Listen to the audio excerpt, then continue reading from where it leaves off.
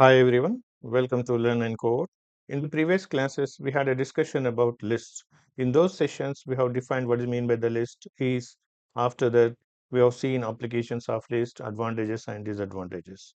At the same time, we have seen some of the important methods that are to be operated on lists. The first one we have seen is the append method, and second one is the insert, and also we have seen the method add. So I said that there are two types of lists in Python. The first one we said is one-dimensional list, or we can say single-dimensional list, and second one is multi-dimensional list. We have seen the examples for both single-dimensional list and multi-dimensional list. And also we had a practical implementation of those concepts in the previous sessions. In today's class, we are going to discuss how to read the elements from the user into a list. So still now, just we have defined the list directly inside the code.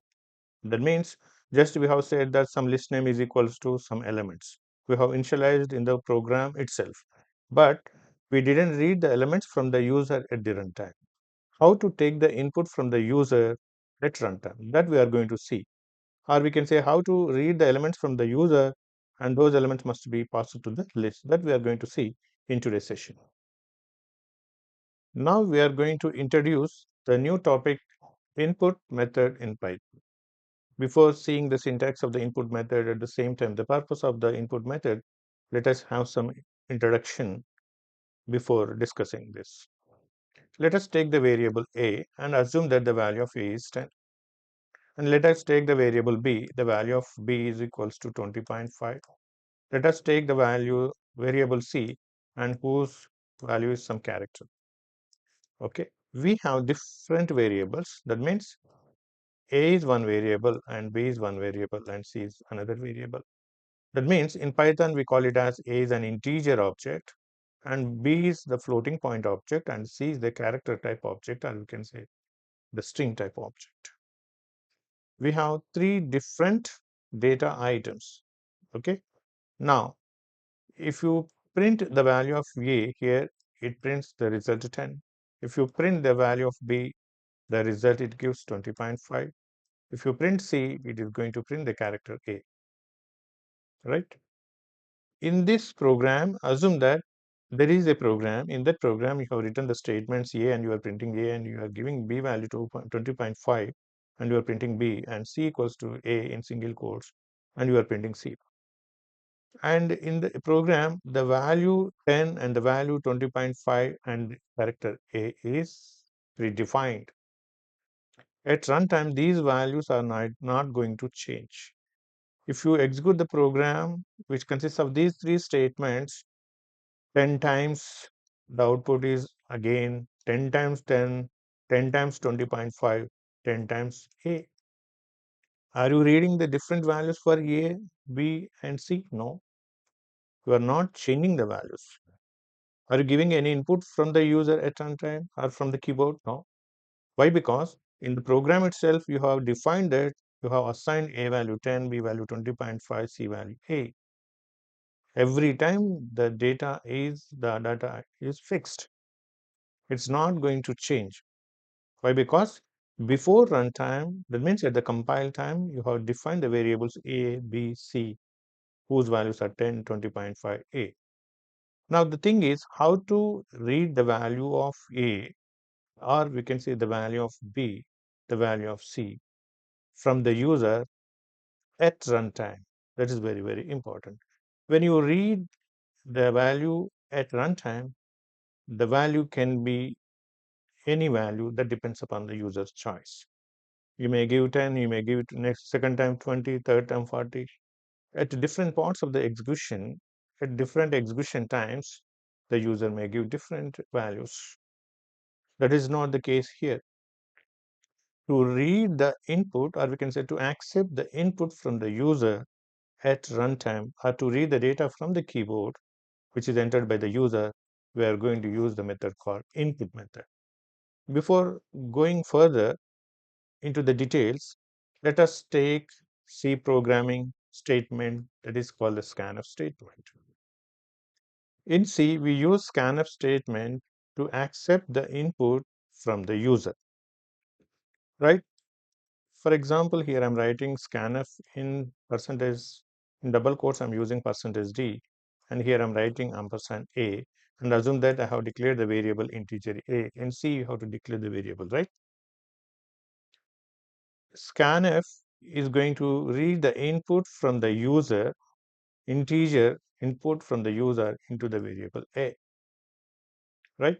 If you want to read the input of type float, you have to use percentage f along with percentage d. You can use percentage f, and you would say ampersand b. Means for reading the integer input from the user, we are specifying percentage d. For reading the float input from the user, we are using percentage f. To read character type of input from the user, we use percentage c. This is the case in the scanf statement, right? For example, if I say scanf, I'm writing percentage d, and here I'm saying ampersand a. Means it is going to read the integer value into the variable a. Before reading the value from the user, we want to display the message that please enter the value of a. Please enter integer value. Enter integer value. Means what type of input we are going to enter from the keyboard should be specified. For understanding purpose, here I'm using the printf statement. In the printf statement, we are mentioning that enter integer value of a. See, at the time of giving the input, assume that you are giving the input 10. Before giving the input 10 from the user, it is displaying the message that enter the integer value of a. So that we are going to understand that what is the value that we are going to give is the integer value of a. So that's why we are giving printf statement in connection with the scanf. This is the thing we are going to see in C programming, and the data or the input from the user can be taken or can be accepted in C programming by using scanf statement. This is how the reading can be taken or input can be taken from the user in C. But in Python, no need of using this type of print statement before reading the input. Or we can say in Python, instead of using scanf statement, we have separate statement in Python. The statement is input. What is the main purpose? As I said, it is used to take or accept the input from the user at runtime. Okay. Now we will see the syntax of input statement in detail. Now let us see the syntax of the input method. First, we are writing input, just empty parenthesis. This is the ordinary syntax, or this is the first type of syntax. What is another syntax? We have input method. Within the parenthesis, we can enter any type of message. Enter any message. This is the second type of syntax. What do you mean by the input with empty parenthesis and input with some message? In the first syntax, the input method is going to read the input from the user, okay, but it's not going to display any message before reading the input. In the second case, the input method, before accepting any input or before taking any input from the user, it is going to display some message which is mentioned in the double quote. After displaying the message, then only it is going to read or it is going to take the input from the user. That is the difference between this and this. Let us see. Go to the Python shell. This is the Python prompt. Here just I am writing input, empty parenthesis. Now I am going to press enter.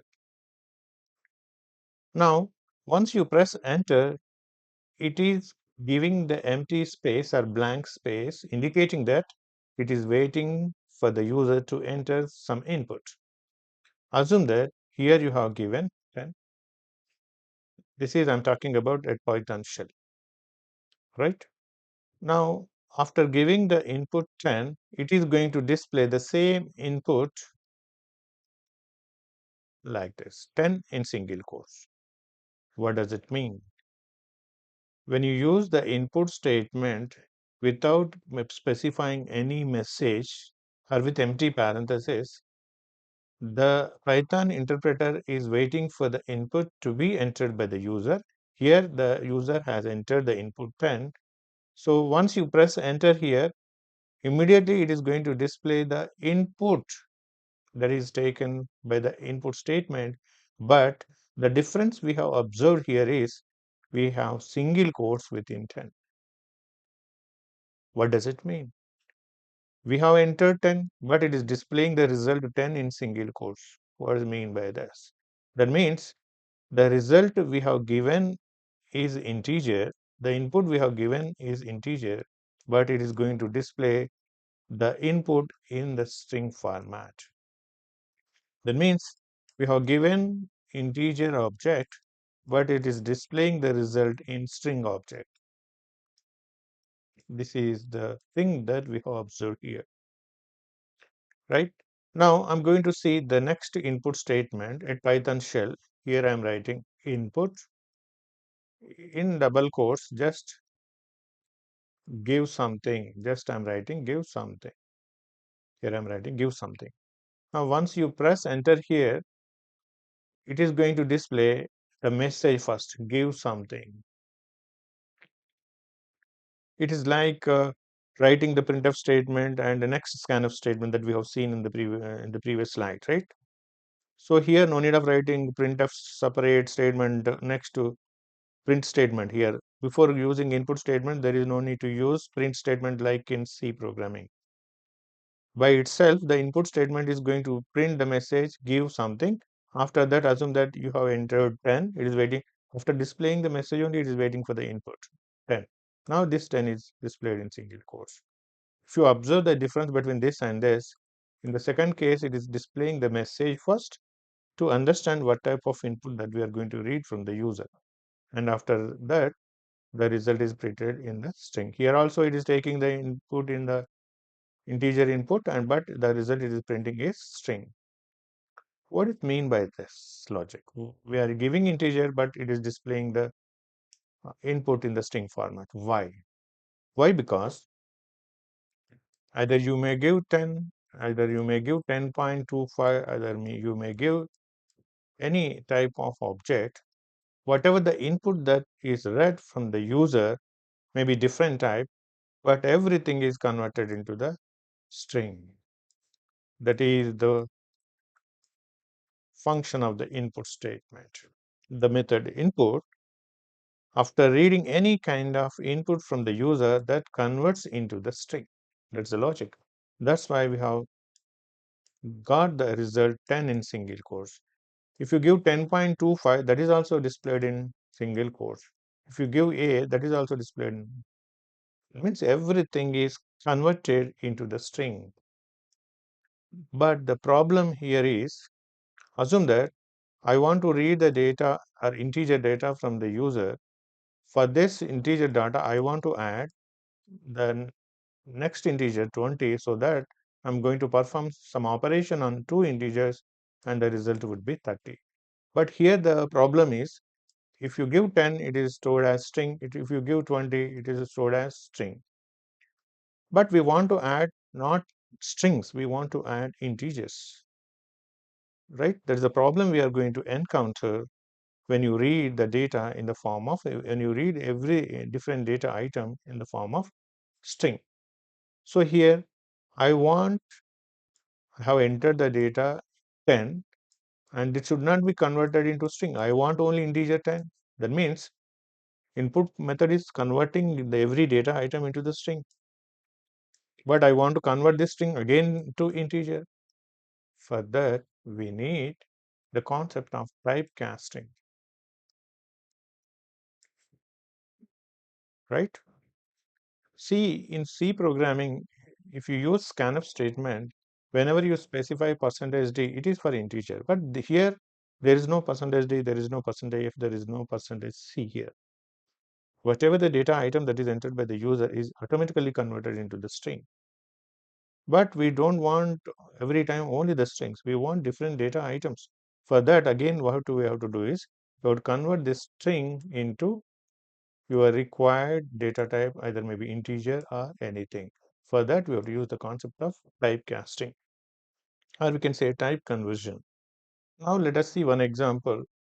At Python shell, here we are giving the variable number is equals to, here we are using int. In bracket, we are using the method input. Here I am writing enter any integer. Just I am writing like this in double quotes, right? Parenthesis, right parenthesis. Okay, this is for this opening parenthesis, and this is for and this parenthesis. If you observe this, we are going to use what type of syntax? Second one. We have seen the first syntax and second syntax. This comes under the second syntax. See, as I said, input enter any integer. Here, what happened? The first thing we are going to get is enter any integer, message will be displayed. After this, it is waiting for the integer value to be entered from the user. Assume that I have entered 10. Previously, I said that 10 is displayed in single quotes. But please remember here, before this, okay, this entire statement which is underlined displays the 10 in single quote. But before this, we have int. What does it mean? That means int of 10, which is in single quotes. The meaning is this is string, right? This string we are converting into integer. Why? Because the given input is integer. The output also must be integer. For that, the default type is string, right? Whatever the input that you give, that is converted into the string. But we want only 10, not a string. For that, we are using the concept called typecasting. Here, the typecasting operator int converts the string 10, which is enclosed in single quotes, into 10. That is the main logic of using int here. This is nothing but typecasting. Typecasting is mandatory when you use the concept of input. For example, assume that after saying enter any integer, instead of taking any integer, assume that here you change the message that enter any real value or float value. In this case, the number should be float, right? Assume that you have given the input 20.5 after saying enter any real value. Now 20.5 is enclosed in single quotes, right? That the input function is going to do like this. But before this, instead of using integer, there you have to use float. And this 20.5, which is enclosed in single quotes, is converted into float value 20.5. In the second case, we are using float. In the first case, we are using integer, right? To encounter the problem with the input method, we have to use the typecasting. That is very, very important to understand. That's all. Okay. Now, after this, we are going to see different type of data items, how to read into the list. Previously, we discussed about lists. Assume that here we are taking the list called num is equals to how to directly give the values for the list. Num is equals to 1, 2, 3, 4, 5. See here, if you print num 10 times, the result will not be changed. Every time 1, 2, 3, 4, 5, 1, 2, 3, 4, 5. This is the direct assignment or direct initialization given for the list num. But we want to take the input or accept the input from the user at runtime. I want to read the elements into the list at runtime. For that, I'm going to use again the statement called the input. But at a time, I am going to use only in one integer or one number. At a time, I can read only one number, but here I'm going to enter the multiple elements into the list. So how to repeat the same kind of statements multiple times? Assume that I have the read statement called input. Okay, input at a time reads only one value, one data item. If you want to read multiple data items using the input method, then the input method should be repeated many times by using the concept of loops. Right? To read the elements into the list using the input, At runtime, you have to use the combination of loops with input method that we will see. Now, assume that I want to read 5 elements into the list at runtime. How to read the elements? Let us take Python shell. Assume that here I am using the statement n is equals to, okay, n specifies the number of integers I want to read into the list, right? Number of elements, I can say number of elements that are to be read into the list. Number of elements means what type of data it is, integer, right? For that, I'm going to use the typecasting concept int. Now, how to read the input from the user? For that, I'm using the input statement. Input. I want to print a message before taking the input. For that, enter number of elements. Here I'm writing enter number of elements in double quotes. Right. Now, after pressing enter, first it is going to display the message that enter number of elements. Assume that you have given 5. But 5 internally treated as 5 in single quotes, but it is converted into again 5 with this integer.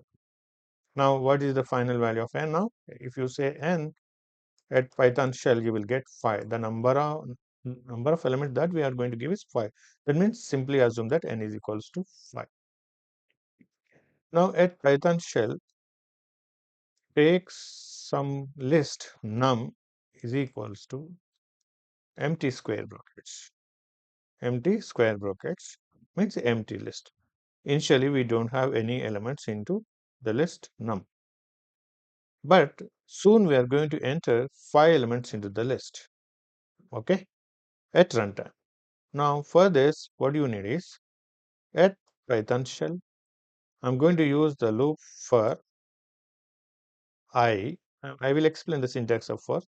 Just use for I in range.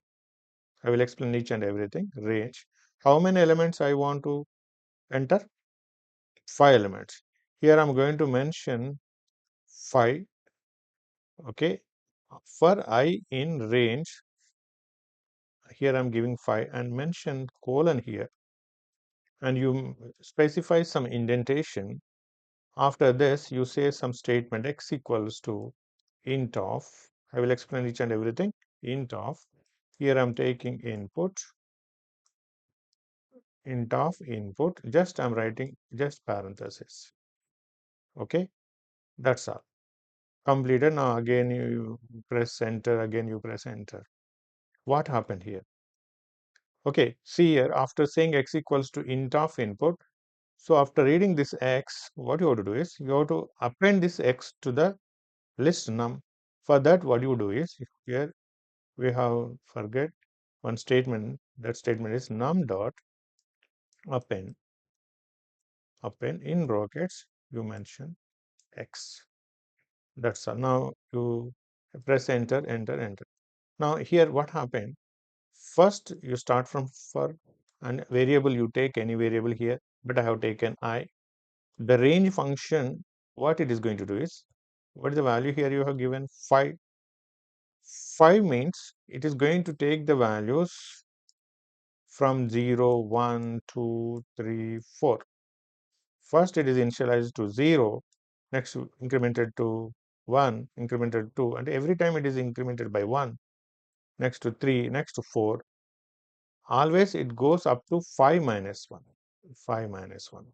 0, 1, 2, 3, 4. Means 5 times we are going to, first time we are going to read x. How? You see here, this is the input method. This input method is going to read some data. Assume that you have given the value 10. And you know that the input method 10 reads in the form of string, but before input we have integer. Now that 10 which is read in the string is converted into integer 10. Now x value is 10. Now next statement num dot append. This is the empty list. For the empty list, we are going to add first 10. Next again it goes back to the for loop. Again, first it is executed for I equals to 0. Second time I value will be 1. Okay. Next again it is going to read the different value. Assume that you have given 20.